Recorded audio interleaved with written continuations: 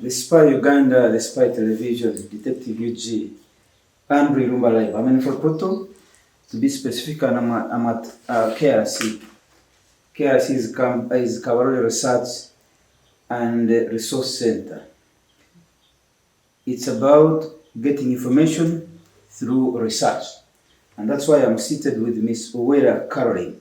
Caroline is a project officer and she's also a nutritionist. So she's somebody who actually depends on research. I'm sure everything she does and speaks is dependent on research. I told you recently that I had an interview with her and her colleague. In Kabarole, we found out that every 10 children you meet on the streets of Kabarole, 4 of them are actually having inadequate feeding. You call it stunted growth. Stunted growth is caused by inadequate feeding or poor feeding. Let's make it even more clear. Poor feeding.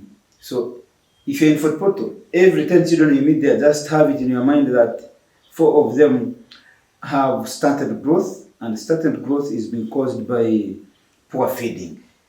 Caroline, I'm glad to meet you today. Glad to meet you too. So, what do we talk about today? Thank you very much, Andrew, for this opportunity, and I'm also very pleased that I can share with a little knowledge that I have. You don't have a little knowledge, to improve communities. Yes. The time they have talked to you, it's not little knowledge. Okay, yes. So, again, my name is Ms.Uwera Caroline. I work with KRC Uganda, that is Kabarole Research and Resource Center. I am a nutritionist by background, by profession, and yes, I would like really to appreciate Spy Television for this platform, for enabling us to speak to the world, and also appreciate our donors, IDP, Lady Pair, and they are also funded by the government of Luxembourg. Oh, yes. You have a lot of funders. And also the Belgium development. Yes, so we have a lot of funders, and they have none. You have which one? You mentioned? No, we have IDP. IDP. Yes, but also IDP also receives money. Is also supported by the government of Belgium. Okay. Yes, and also the government of Luxembourg. So you have 30 funders. No, they are there too. Yeah, but however, we really thank them. We appreciate them for this platform, for enabling us to speak to the world and also to change lives. And because what we studied is what makes us, change and also speak to hearts. Actually, I can attest. The previous trip we did, I have seen a lot of comments, especially mothers. Yes. And they are so concerned. Actually, they were saying government should take this up as soon as possible. Because that is now the future where we are going. Everything is going to be based on research. Exactly. And now there's AI, artificial intelligence, the technology.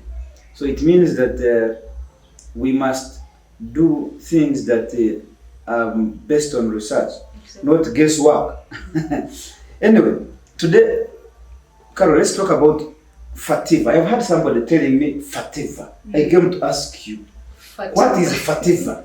Somebody told me, Rumba, do you know FATVAH? I said I don't know. But there is somebody that I can ask. I have you. What is FATVAH? Now, FATVAH are the guidelines that guide us, or the principles that guide, mothers or health providers to how should children be fed. What is the transition from breastfeeding to now the eating? The eating. Yeah, it is a transition. Yes. So we look at FATVAH. It is a short form. It is not some monster or animal, but it's a short form that looks at frequency. The frequency. The frequency. How often should the child eat? Per day. Per day. How many times do you feed this child? How many times should your child eat? Even before we look at what are you going to feed the child, but how many times? How many times is your child going to eat? Oh. Then for frequency. That is frequency. F is frequency. F is then frequency. Then we look at the amount. It's not just giving your child a full cup or under, smaller amounts, but we need to look at the not amounts. Less, not more, not but less, adequate. not more, but adequate. So, so we look at the amounts. What amounts? What are those quantities you should give your child? You are feeding this child. How many times are you feeding this child?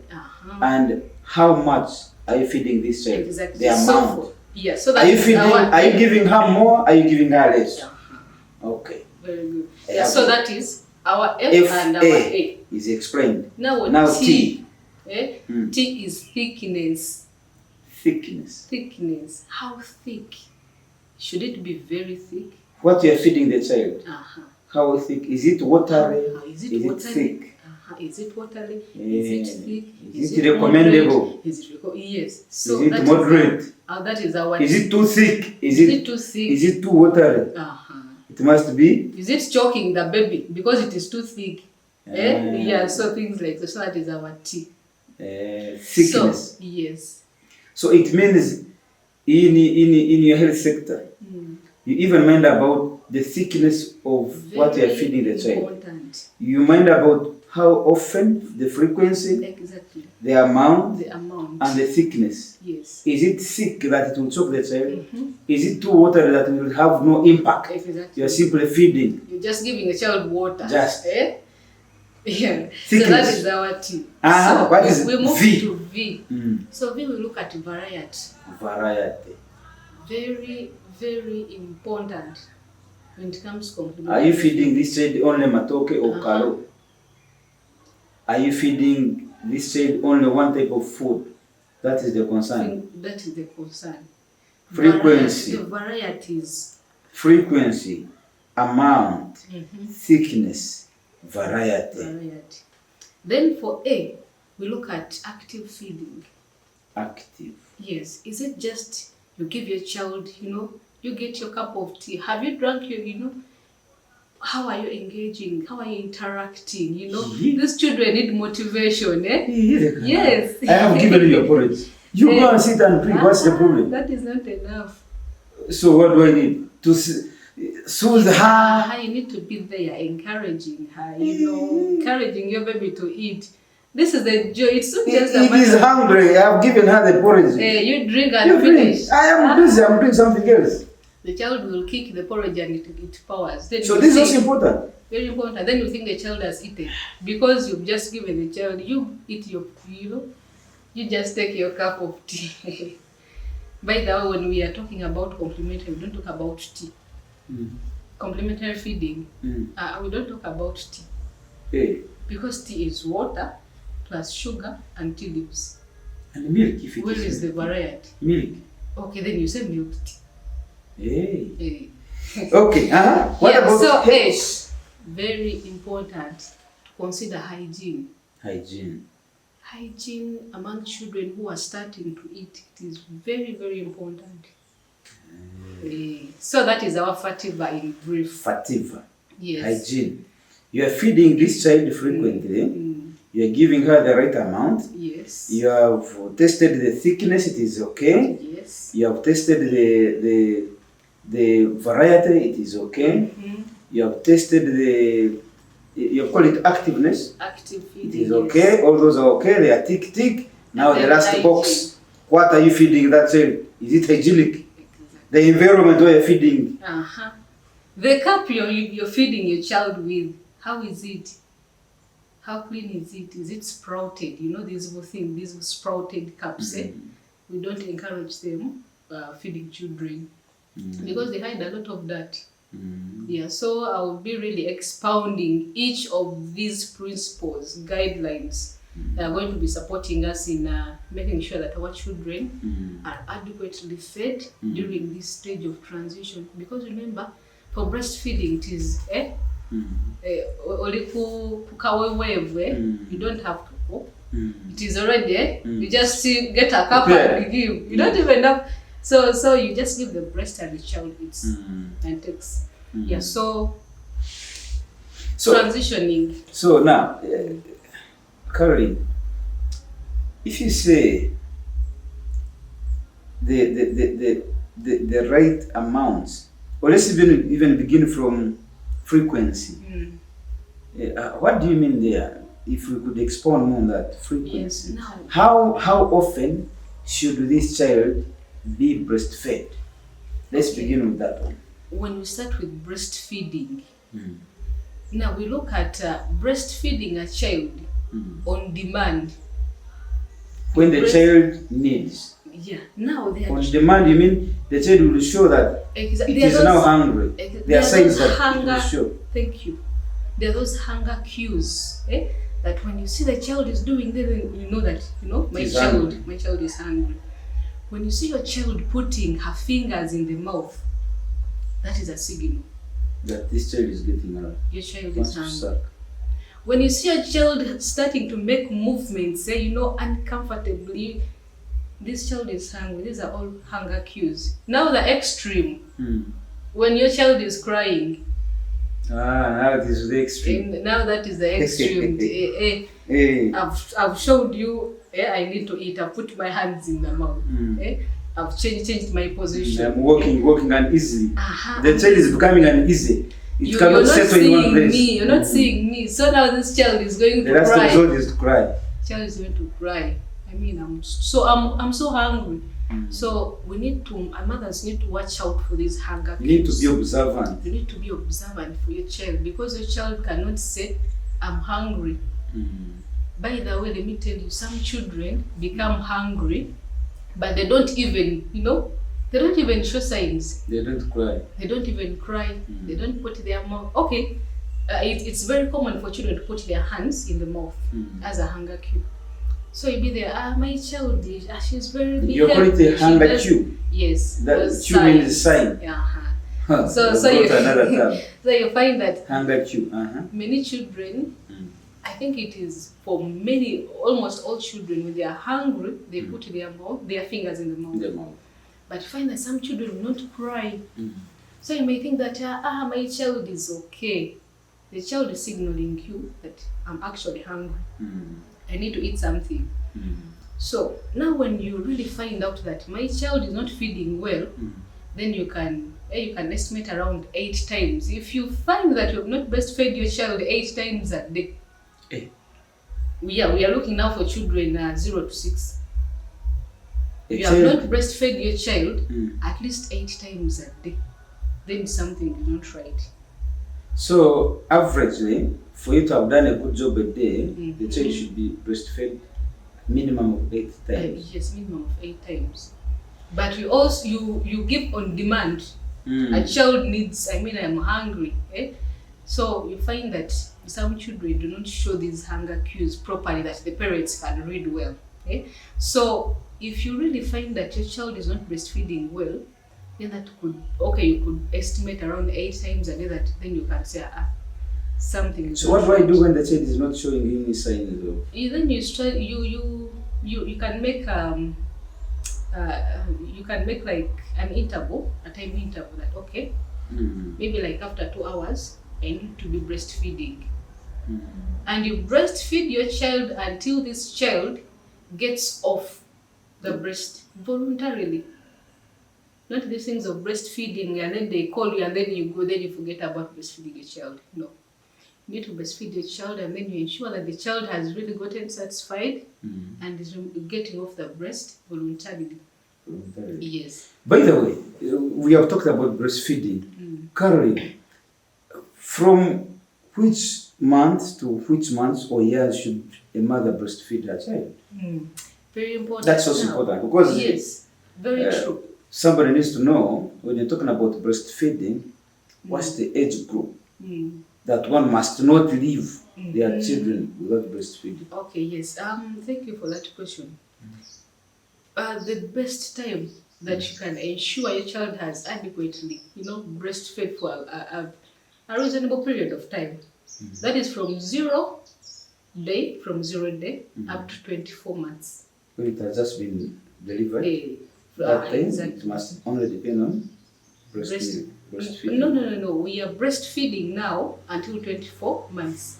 But when we are saying, okay, exclusive breastfeeding, only breastfeeding, we are going to breastfeed from 0 day up to 6 months.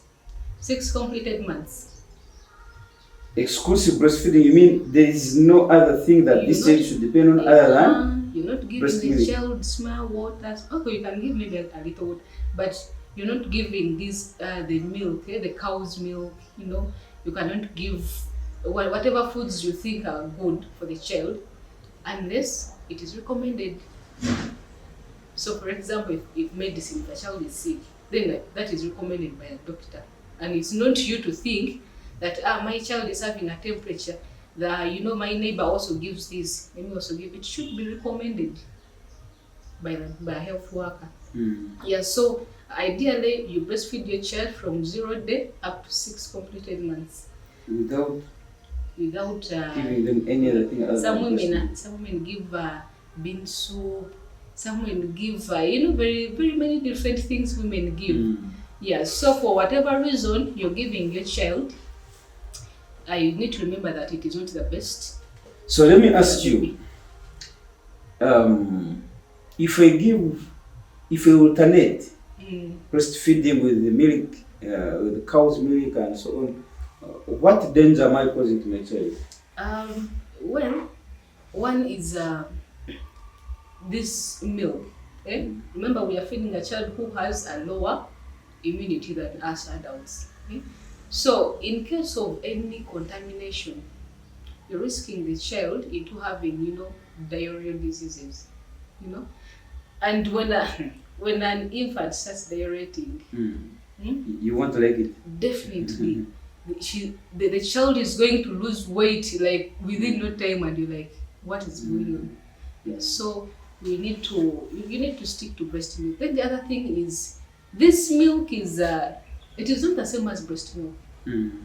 One, it has tougher proteins, especially for the cow's milk. It has tougher proteins. It is high in sodium.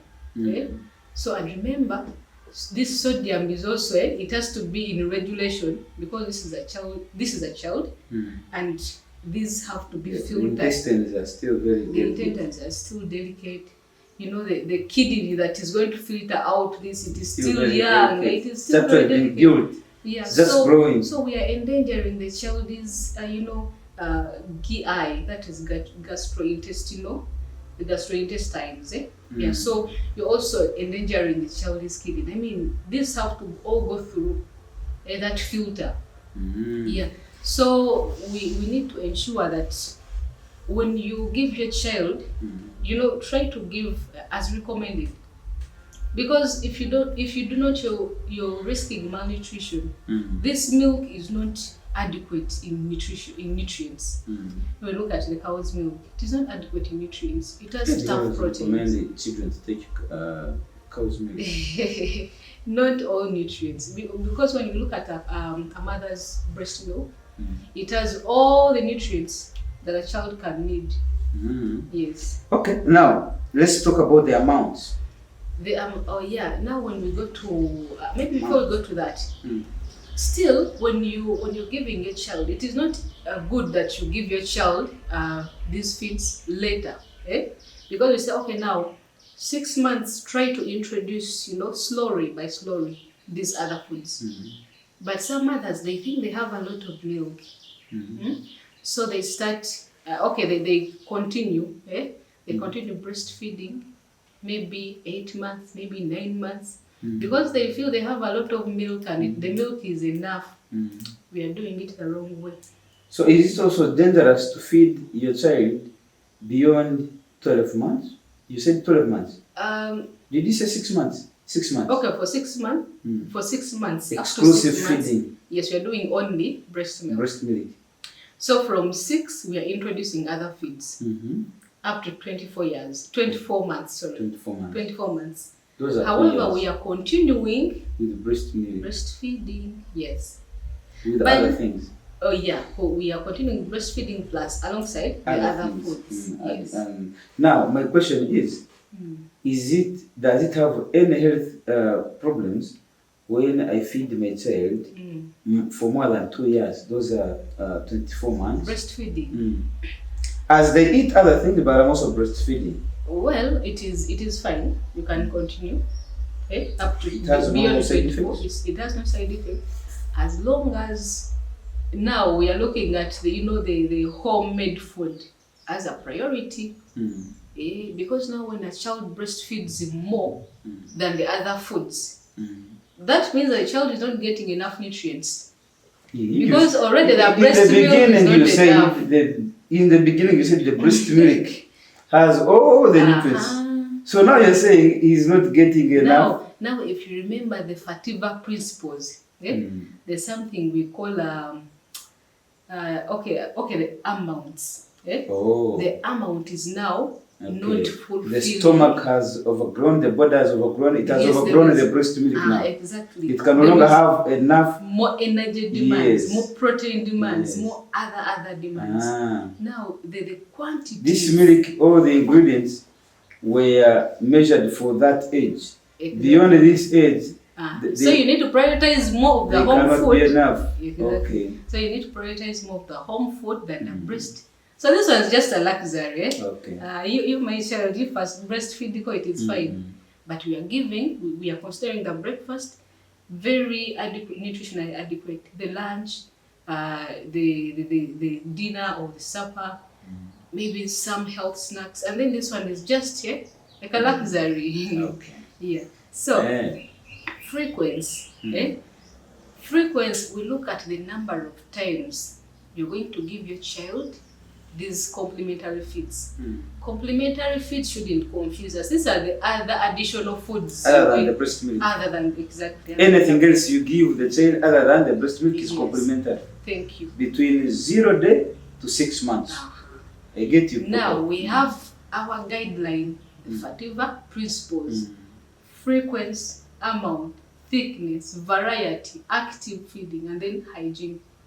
So when we look at the frequency, how many times should you give your child? 1, 6 months we are starting the gradual introduction of these foods. So 6 months you're giving you're going to give 3 times. Yes, you're going to give 3 times the breakfast, lunch, supper, and then you can also give maybe a cup of milk. Now when we look at the evening tea.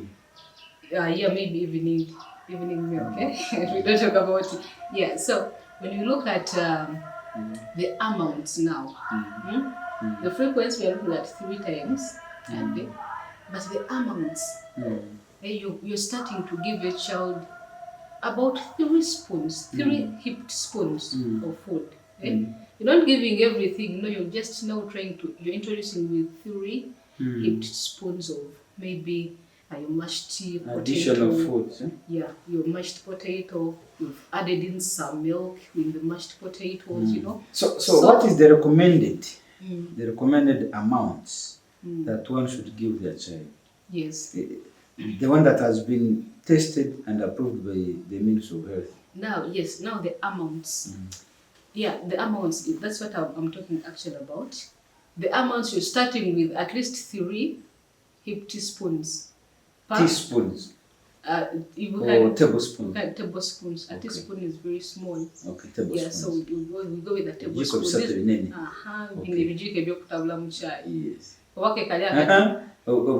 There is like a very small one. We are not using that one, but there is that other spoon. Tablespoon to take the tablespoon. The one that eats food. So that's 3 of those. Yes. Okay. So for every meal we are giving at least 3 tablespoons of food, of the food that you're providing to the child. Then that is 6 months.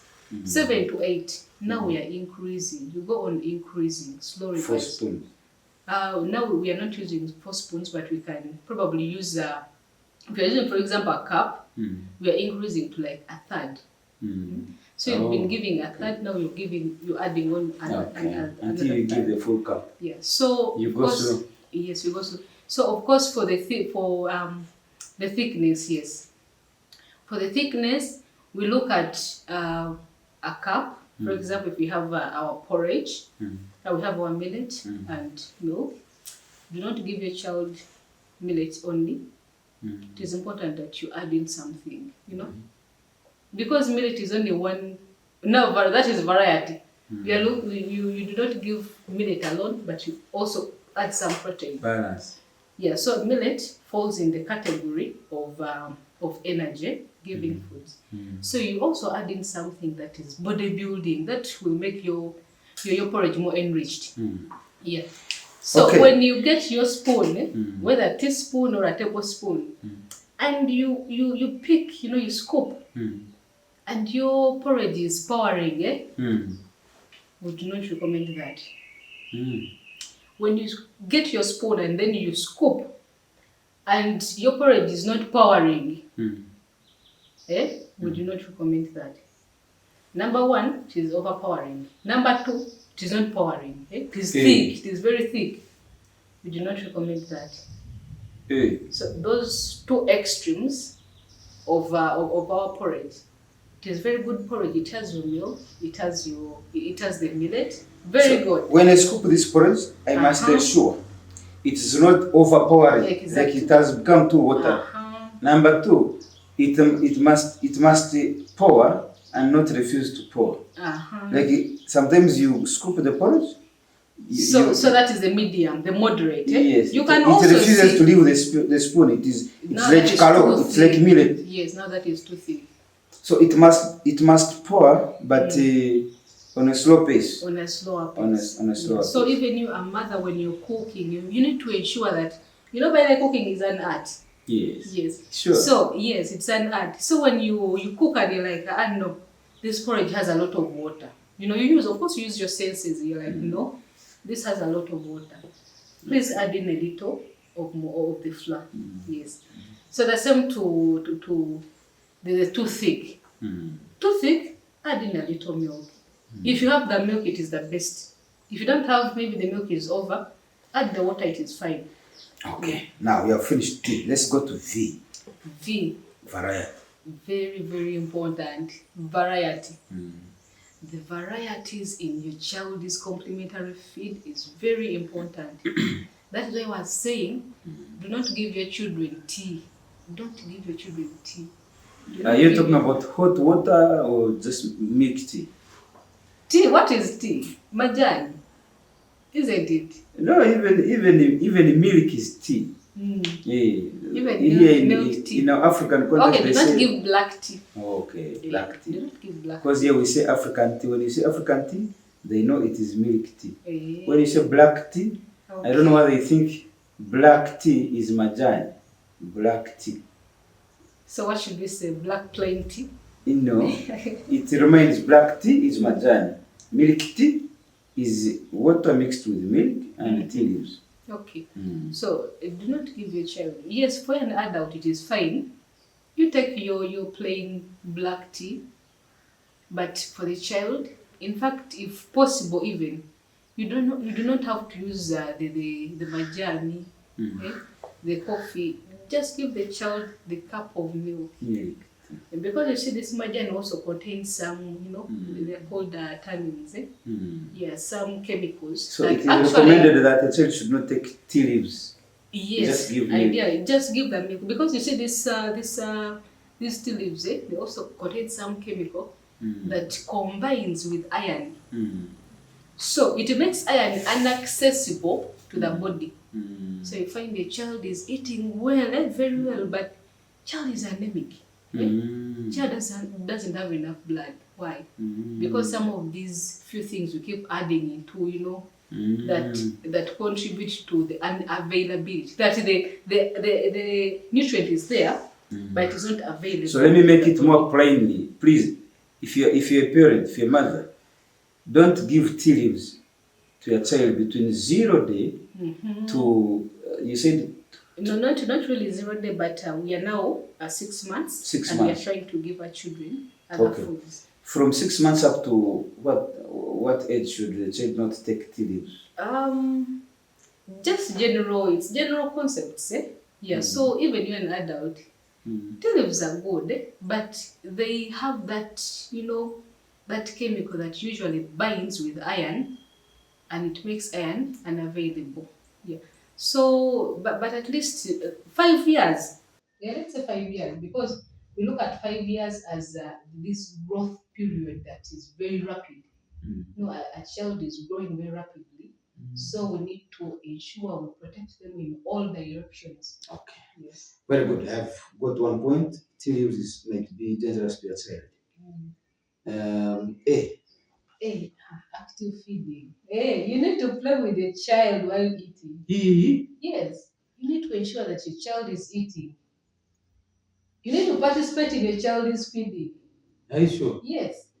Try to encourage your child. You were hungry. I went hunting. I got food. I cooked the food. Yeah. I cleaned the plates. I cleaned the forks. I cleaned everything. I made sure that you are hygienic. Okay. I gave you food. You want me to sit there and again watch you eating and start telling you some good stories? Is the food you gave me the one that I wanted? Yeah, you're hungry. Because I need the food, it is nutritious, doesn't mean I'll even eat it. So that is why you need to be there to encourage your child to eat, to ensure the child has eaten. Also, when you're giving your child, ensure that you, for example, for food, do not eat with your child. Ensure that your child has a dish, because that is when you know that actually, when I gave my child this food, he ate this food and then left out this. Okay? That's when you know the quantities the child has eaten. Actually, my child has eaten all the food, or my child has eaten half, and then you can know what to top up with. Maybe a glass of milk, maybe a glass of something else. Yeah. So it is important that when you're feeding the child, or when the child is eating, let them have a separate plate. That is when you know the quantities. It is very important. Otherwise, you cannot know my child has eaten this much. When my child is eating, as a mother, I should be there soothing her, playing with her. You need to be there. You need to watch your child. This child, what if the child kicks the cup of porridge? We get another one. And you don't know. I mean, the child is sitting in the grass. Okay? Is that also recommended by the Ministry of Health? To sit in the grass? No. Yes, it is very recommended. To ensure that when the child is eating, I'm around as a parent. To watch, to encourage, these are all guidelines. We Africans are very busy people. We are looking for money from morning to evening. If I have managed to really get something and put food on the table, and then you go out for a child should maneuver. We are talking about a child of 9 months. Yes. A child of how many months? Even 1.5 years. These children, they by the way, also humans, and they have choices. They have they have things that they also want to do. So you find that the child is distracted, and because you're cooking, you find the child has not eaten. Food is getting cold. Probably the child is hiding it somewhere. You don't know. Yeah, so you need to always participate in this child is eating. Okay, the last one, H. I remember you talked about hygiene. Hygiene. Oh, we have dealt with all the 1, 2, 3, 4, 5. Now the last one is hygiene. Hygiene. You have dealt with the 5, but now also hygiene is very important. Yes. You have had the child, you have taken care of the child's frequency eating. You have taken care of the amount. You have taken care of the thickness. It must be moderate. You've taken care of the variety. What does the child eat? Have you got some different foodstuffs, including greens and so on? Are you there when the child is eating to really ensure the child has eaten and is enjoying the food? Now, finally, hygiene is what you're feeding your child. Hygienic. Exactly. Yeah. So when we look at hygiene, it is really, really important that we consider the hygiene of our food preparation, serving, your hands, the hands of the child. Because when a child starts getting these diarrhea diseases, the child starts getting sick. It's really bad. Child is losing nutrients. The nutrients are not being used by the body. Why?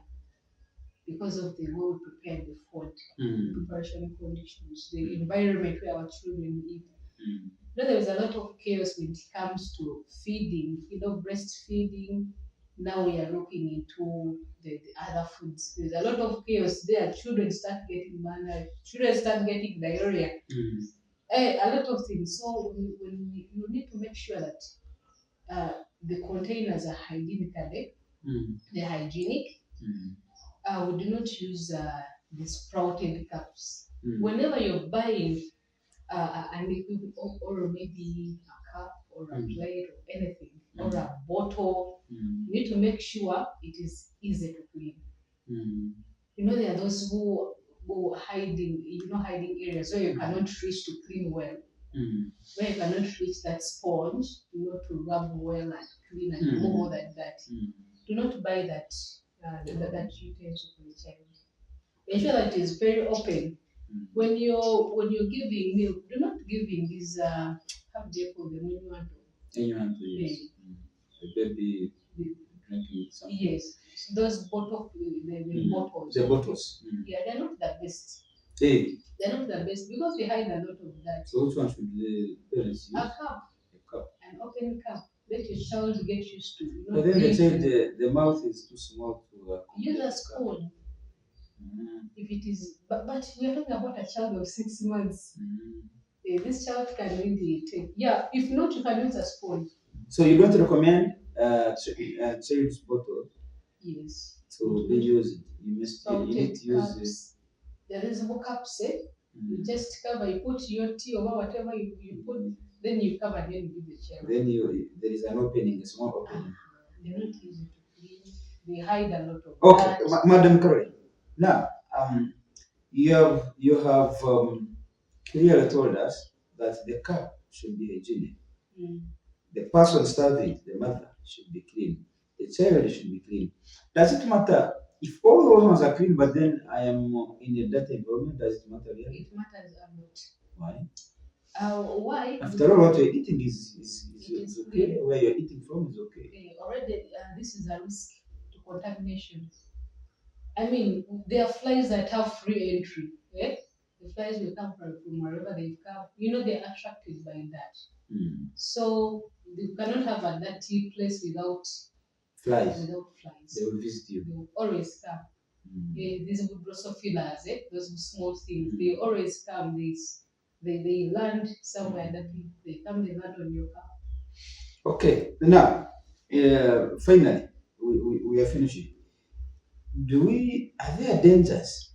Are there problems if I start complementary feeding too early or even too late? Are there some dangers? Yes, there are. Dangers. Let's begin with if I started earlier. But in both cases, whether early or late, you're risking malnutrition of the child. Most of the times, the child will get malnourished.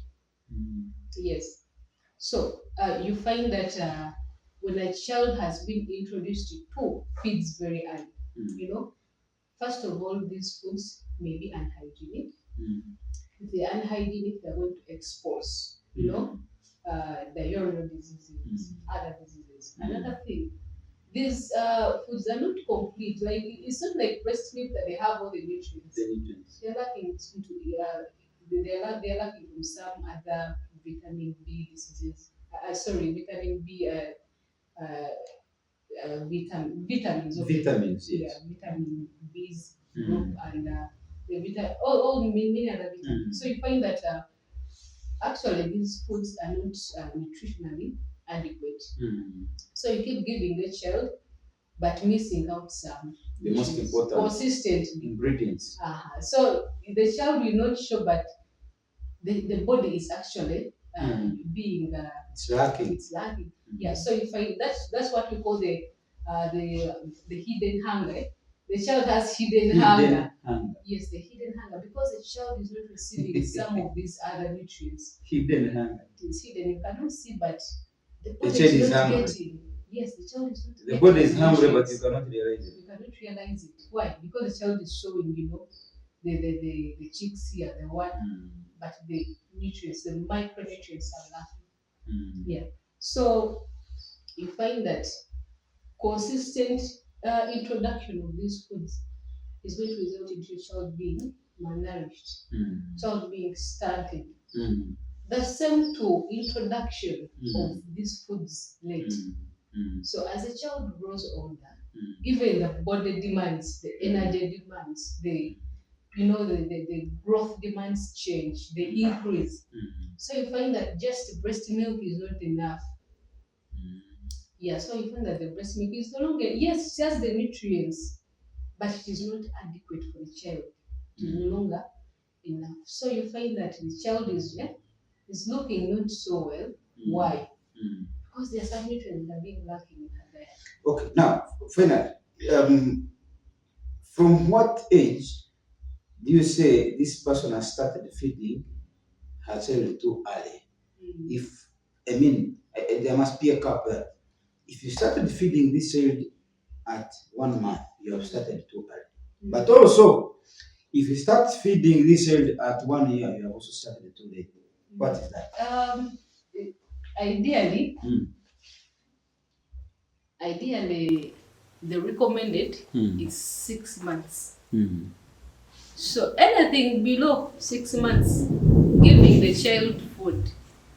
You are too early. Giving the child the whatever additional food, yeah.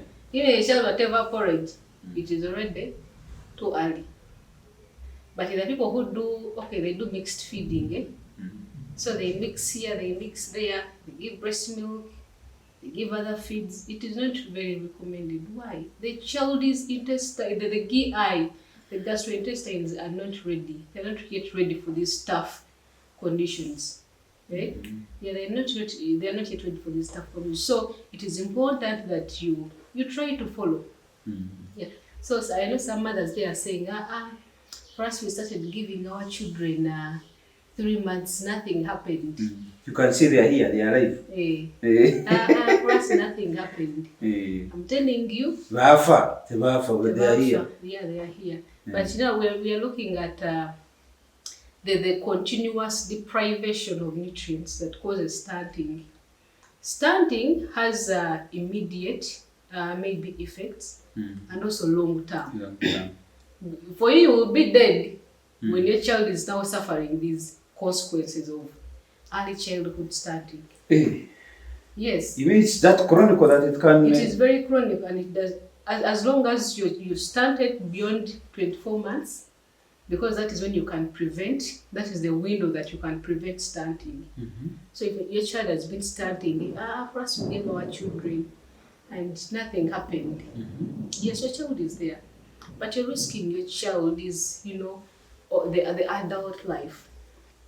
It will affect their adult life. Yes, because studies have revealed that children that were stunted during childhood, they have a higher risk for obesity, hypertension, diabetes, and also cancers. Cancer? Yes. The studies have shown that... Stop threatening me. Am I threatening you now? Yes. No, actually, these are facts that they have been researched.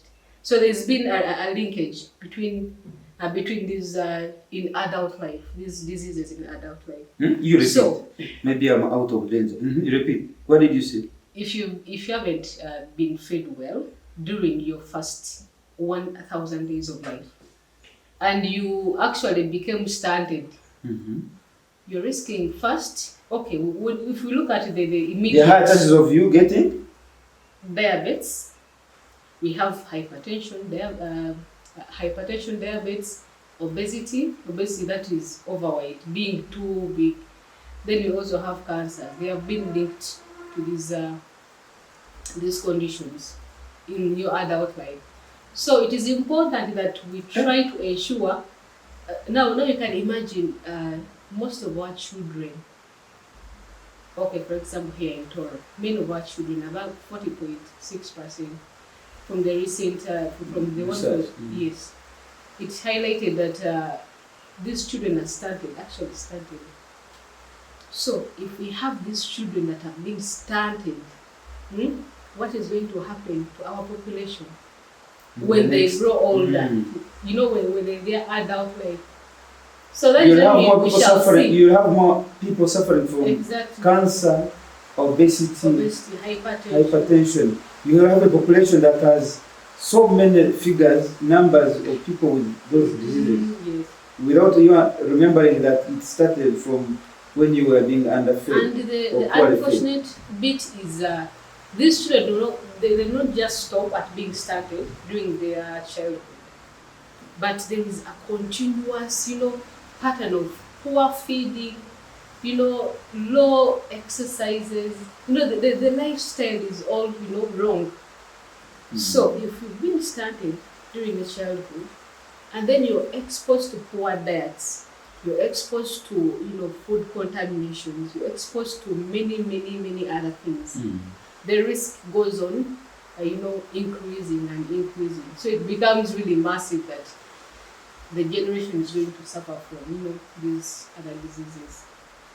Ladies and gentlemen, I think it's now clear that in the future, if you have a high population of people suffering from the diseases she has just elaborated, we need to think of how did we deal with the first 1,000 days in their when they were coming into being, when they were being born. From 0 day to the first 1,000 days, how did you feed your children? How were you keeping your children in terms of hygiene, those things that you are using to feed them? How were you keeping them? Were you feeding these children when you were around when they were being fed as a mother? I think that was important. She has just talked about FATVAH. Be around, talk to your child, make them laugh when they're eating. Is that what you're meaning? Let them have some fun when they're eating. Am I exaggerating? I hope I'm not. They should be happy when they're eating. All those will affect your child in their adulthood. I've been talking to Ms. Uwera at the KRC Uganda in Fopoto, and I'm glad for having accepted my interview. Thank you. We will see you next time. My name is Andrew Irumba. Please follow us on our social media platforms, The Spy Television, The Spy Uganda newspaper online, Detective Eugene, and we're also on TikTok. All those platforms are also on TikTok. The Spy Uganda and Irumba Live, I'm on TikTok. And also, don't forget the Pan-African Pyramid every Friday from 4 to 5. My name is Andrew Irumba and I say now, thank you so much. Thank you.